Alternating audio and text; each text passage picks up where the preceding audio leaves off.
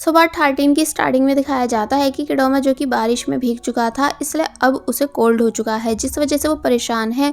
कि तभी मोशिन की मॉम बताने लगी कि तुम्हारा क्लासमेट यानी किडोमा तुमसे मिलने आया है। तो ये सुन वो जल्दी से बाहर आ गया। एक्चुअली मोशिन को अपनी गलती का एहसास था कि उसकी वजह से किडोमा भीगा, जिस वजह से उसे कोल्ड हुआ, इसलिए वो किडोमा के लिए मेडिसिन लाई थी। किडोमा वो सब ले लेता है और बोलता है कि नेक्स्ट टाइम मुझे भिगाना मत, वरना मैं तुम्हें माफ नहीं करूंगा। तो तब वो कहने लगी कि तुम फिक्र मत करो, नेक्स्ट टाइम मैं तुम्हारे लिए एक एक्स्ट्रा अम्ब्रेला लेकर आऊंगी। किडोमा फिर से चिढ़ गया कि तुम कभी मेरी बातों का मतलब समझ नहीं सकती, एंड क्या कुछ अच्छा बोलना है या फिर मैं अंदर जाऊं। एक्चुअली किडोमा का मतलब है कि मोशिंग उसके लिए कोई प्यार भरे वर्ड्स बोले, लेकिन मोशिंग जब कहती है कि ब्लैंकेट में सोना, गर्म पानी पीना, टाइम से मेडिसिन लेना, बिकॉज कल प्लेग्राउंड एक्टिविटीज़ हैं जिनके पॉइंट्स काउंट होंगे, तो ये सुन किडोमा को और ज़्यादा गुस्सा आ गया कि तुम कभी भी मुझे समझ नहीं पाओगी। और फिर जब गुस्से में अंदर चला गया तो तब मोशिंग कहने लगी कि पता नहीं ये बॉयज़ इतने गुस्से में क्यों रहते हैं, और फिर ठीक से अपने घर के डोर को क्लोज करके यहाँ से चली जाती है। तो वहीं किडोमा जो कि अंदर आकर मेडिसिन देख रहा था कि मोशिंग ने कैसे कैसे उन पर लिख भी रखा है कि कौन सी मेडिसिन को किस टाइम खाना है, इसलिए बोला कि कुछ भी कहो पर लड़की मेरी फिक्र बहुत करती है। और फिर जब वो गुनगुनाता हुआ अपने रूम में चला गया तो तब डैड पूछने लगे कि भला अब ऐसा क्या हो चुका है जो इसका मूड एकदम ठीक हो गया, जबकि जब ये घर आई थी तो गुस्से में थी। मॉम बताती हैं कि किडोमा मेडिसिन देकर गया है, इसलिए मोशिंग खुश नजर आ रही है। शायद पहले इन दोनों के बीच फाइट हुई होगी एंड अब सब ठीक हो चुका है। तो तब डैड कहने लगे कि इनके बीच तो प्यार बढ़ता ही जा रहा है, यानी फिर ये अलग कैसे होंगे, इसलिए मैं अभी बात करने जा रहा हूँ। बट मॉम उनको रोक देती हैं ये बोलकर कि अभी मोशिंग की तबीयत ठीक नहीं, इसलिए बाद में उससे बात करना। तो तब वो रुक गए। वेल अब नेक्स्ट सीन में हमें दिखाया जाता है कि किडोमा एंड मोशिंग दोनों एक बार फिर साथ में ड्रीम देखने का डिसाइड करते हैं, इसलिए बोले कि हम वापस से एक दूसरे को सोचते हुए सोएंगे, लेकिन इस बार भी ये फेल रह गए। इसलिए जब स्कूल जाते टाइम मोशिंग किडोमा से बोलने लगी कि अगर हमने कभी सेम ड्रीम नहीं देखा तो क्या हम हमेशा एक दूसरे की ही बॉडी में रह जाएंगे। तो तब किडोमा समझाता है कि तुम फिक्र मत करो, सब ठीक हो जाएगा। वेल अब हमें इन सभी को प्लेग्राउंड में दिखाया गया, जहाँ टीचर ने इन सभी से अलग अलग गेम्स खेलने के लिए कहा। तो तब मोशिंग बॉयज को छोड़कर गर्ल्स के पास चली जाती है गेम्स खेलने के लिए, क्योंकि उसे इजी गेम्स खेलना पसंद है। पर यहाँ वो इजी गेम्स को भी अच्छे से खेल नहीं पाती, पर बस खुश नजर आ रही थी। किडोमा मोशिंग को देखते हुए सोचने लगता है कि मुझे क्या करना चाहिए जिससे कि ये मेरे क्लोज आ सके, और फिर इमेजिन करने लगा कि क्यों ना मैं मोशिंग को बॉल बास्केट में डालना सिखाऊं, और फिर जब वो खुश हो रही होगी तो तब उसको अपनी साइड खींच लूंगा, यानी कि वो कितना रोमांटिक मोमेंट होगा ना। इसलिए तभी मोशिंग के पास आता है और बोलता है कि लाओ मैं तुम्हें बास्केट में बॉल डालना सिखाता हूँ। और फिर जब मोशिंग को उठाता है बास्केट में बॉल डालने के लिए कि तभी अचानक कुछ चटकने की आवाज़ आई, एंड किडोमा को ऐसा फील हुआ कि कुछ तो हुआ है, जिस बारे में उसने जब मोशिंग को बताया तो तब मोशिंग हैरानी से कहने लगी कि अरे हाँ, मैं तुम्हें बताना भूल ही गई थी कि आज मेरी पीरियड्स डेट है। किडोमा गुस्सा करने लगा इस बात को सुनकर कि तुम इतनी इम्पोर्टेंट बात बताना भूल कैसे सकती हो।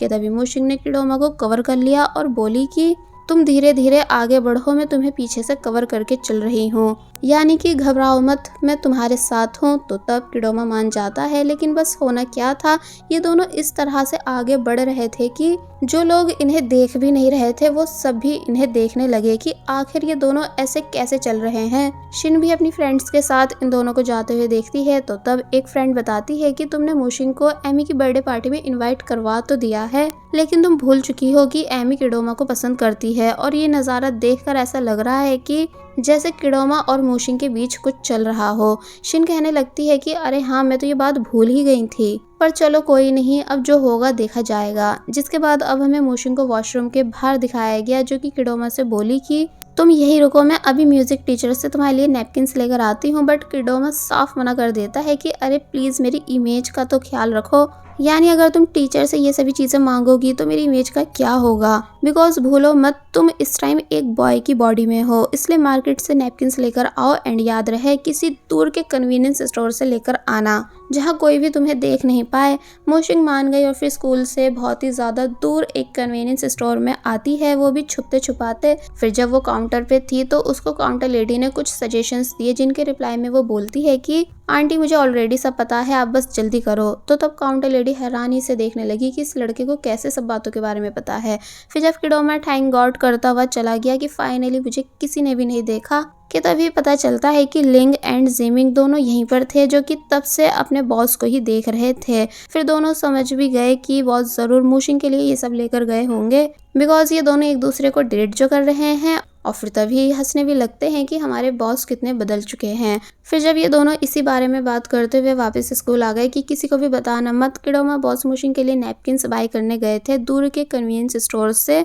तो तब उनकी ये बातें एक स्टूडेंट सुन लेता है। फिर बस होना क्या था, सब जगह ये बात फैलने लगी, यानी अब पूरे स्कूल को इस बारे में पता चल चुका था कि कैसे किडोमा, जो कि हमारे स्कूल का सबसे रूड बॉय है, वो मूशिंग के साथ रिलेशनशिप में है, इसलिए उसके लिए नैपकिन्स बाय करने गया था। साथ ही यहाँ लोग एक बात की 4 बात भी बना देते हैं कि अरे ये दोनों तो स्कूल के एंड होते ही शादी भी करने वाले हैं, क्योंकि इनके पेरेंट्स भी रेडी हैं एंड क्या पता इन दोनों ने ऑलरेडी शादी कर भी ली हो और अब ये दोनों एक साथ रहते भी हों, पर बस फिलहाल इस बात को रिवील नहीं कर रहे और क्या पता इनका बेबी भी होने वाला हो।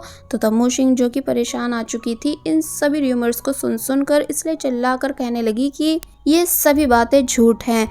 जबकि किडोमा चिल था कि तुम परेशान क्यों हो रही हो, यानी सोचने दो लोगों को जो वो सोच रहे हैं, और वैसे भी हम दोनों साथ में लगते भी तो अच्छे हैं ना, इसलिए लोगों को ये बात और ज्यादा रियल लग गई। बट मूशिंग मानी नहीं, इसलिए किडोमा को काफी सारी धमकी देने के बाद कहती है कि र्यूमर्स को र्यूमर्स से ही खत्म करना होगा और अगर तुमने मेरी बात नहीं मानी तो मैं मेंटल हॉस्पिटल में एडमिट हो जाऊंगा। किडोमा मजबूरन मूशिंग की बातों को मान लेता है। फिर दिखाया गया कि कैसे मूशिंग ने आंख पर चोट लगने की एक्टिंग करी, जिसे देख लिंग और जिमिंग दोनों कहने लगे कि आप सिर्फ हमें उसका नाम बताइए जिसने आपको बुली करा है, फिर हम उसे छोड़ेंगे नहीं। लेकिन जब वो बताती है कि मुझे मूशिंग ने मारा है, पर प्लीज तुम दोनों ये बात किसी और को मत बताना, क्योंकि आज से उसने मुझे अपना सर्वेंट एंड छोटा भाई भी बना लिया है। दोनों शॉक रह जाते हैं इस बात को सुनकर, या कहो सदमे में चले गए कि उनका टेक्वेंडो चैंपियन बॉस, जिससे पूरा स्कूल डरता है, वो एक लड़की से पिट कर आ गया। अब हमारे क्लब की इज्जत का क्या होगा।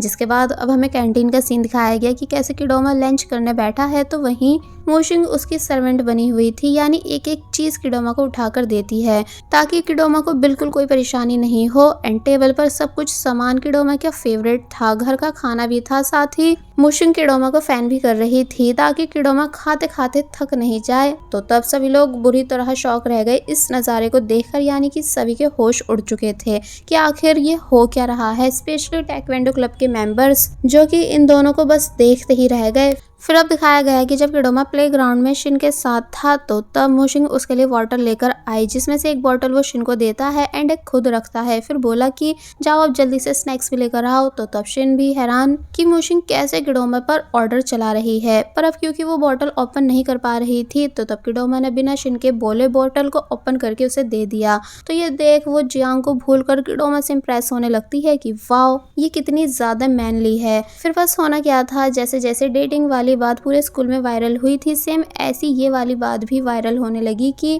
किडोमा और मूशिंग दोनों डेट नहीं कर रहे, बल्कि किडोमा तो मूशिंग का सर्वेंट है, तभी उसके लिए नैपकिन्स बाय करने गया था।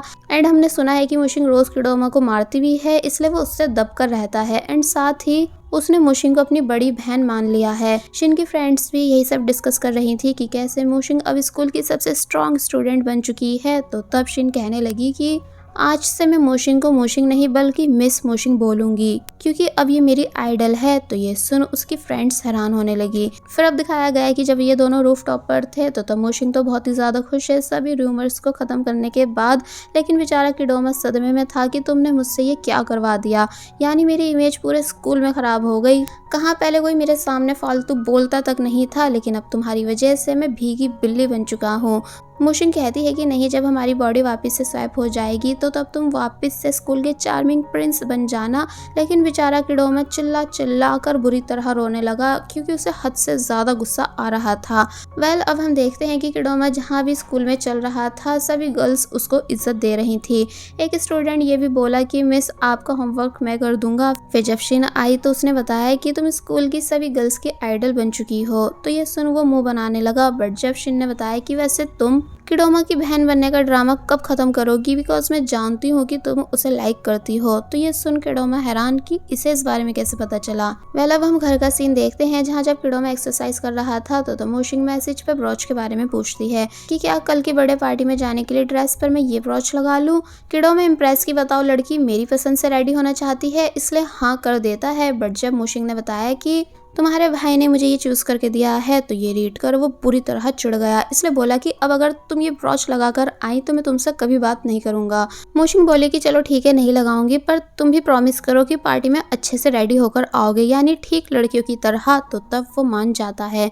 जिसके बाद अब हम नेक्स्ट डे देखते हैं कि कैसे मोशिंग के घर के बाहर एक एक्सपेंसिव कार आके रुकी, जिसके अंदर से मोशिंग बाहर आई। तो वहीं किडोमा भी बाहर आ चुका था, जो कि आज एकदम डिफरेंट दिख रहा है, बिकॉज उसने हेयर भी आई थिंक विग लगाकर लॉन्ग कर लिए थे।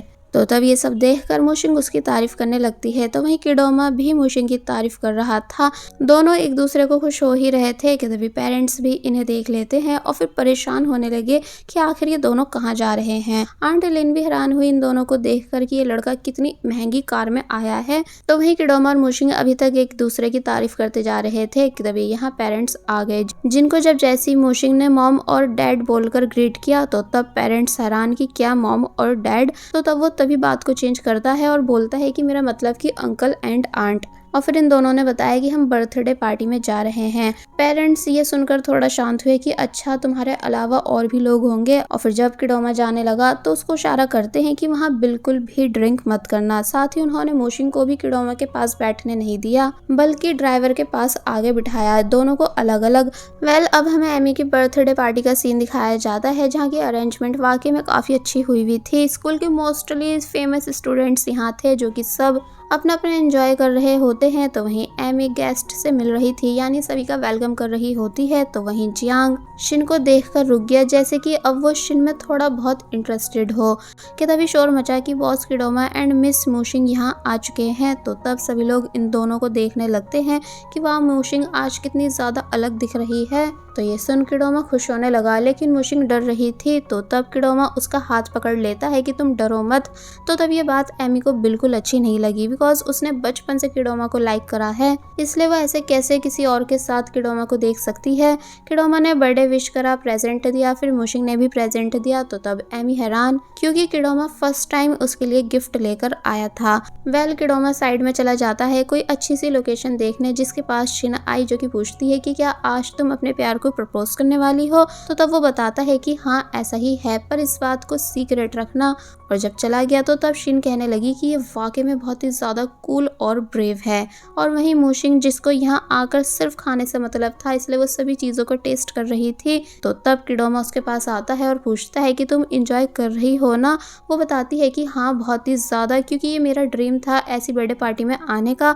काश मैं भी कभी अपने बर्थडे को ऐसे सेलिब्रेट कर पाऊँ। तो तब किडोमा बोलता है कि कोई नहीं, मैं इस बात को याद रखूंगा। और फिर बहुत ही ज्यादा प्यार से मोशिंग के सर पर हाथ रखने लगा। मोशिंग शॉक हो गई कि आखिर तुम ये कर क्या रहे हो। तो तब वो जल्दी से पीछे हुआ और बोला कि कुछ नहीं, ये चीज मैंने तुम्हारे डैड से सीखी है, क्योंकि वो भी बार बार मेरे ऐसे करते रहते हैं। वेल सीन कट होता है और अब हमें एमी को कैंडल्स ब्लो करते हुए दिखाया जाता है। फिर वो विश मांगने लगी, जिसको सभी लोग जोर जोर से बर्थडे विश कर रहे थे। तो वहीं किडोमा इस इंतजार में है कि अब बस ये जल्दी से केक कट करे, फिर मैं मोशिंग को प्रपोज करूंगा। पर जब फाइनली केक कट हो गया एंड किडोमा मोशिंग को अपने साथ लेकर जाने ही वाला था अपनी फीलिंग्स उसको बताने के लिए, लेकिन तभी यहाँ एंट्री हो जाती है एक दूसरे कैरेक्टर की, जो कि किडोमा का नाम पुकारते हुए आ रहा था। एंड ये किडोमा को बिल्कुल भी पसंद नहीं करता है एंड ना ही किडोमा इस लड़के को पसंद करता है, यानी कि ये दोनों सालों पुराने दुश्मन हैं। इसलिए किडोमा हैरान है उस लड़के को देखकर, जबकि मोशिंग को कुछ भी समझ नहीं आ रहा था कि आखिर ये है कौन। और बस फिर इसी सीन के साथ पार्ट 13 यहीं पर एंड हो जाता है। There was a time when you had me falling to the ground. For next part, please subscribe my channel and hit the bell icon. Thank you.